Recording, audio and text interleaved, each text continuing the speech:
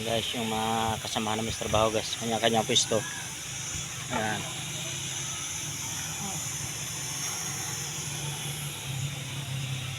Ayan guys, naman yung isang kasama namin guys. Okay, patuloy pa rin kami nag-okay dito guys. Ayan o.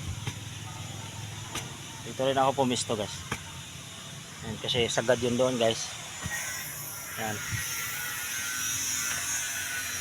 Kanyang pistuhan. Yung kanyang gawa guys. Yung crossing guys. Ayan, tapos na namin yan. Ayan. Ito na naman yung formasa namin guys. Talagyan namin formas. Ayan.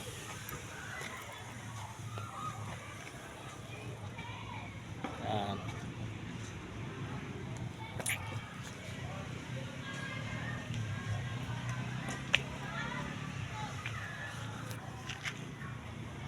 Ayan na guys.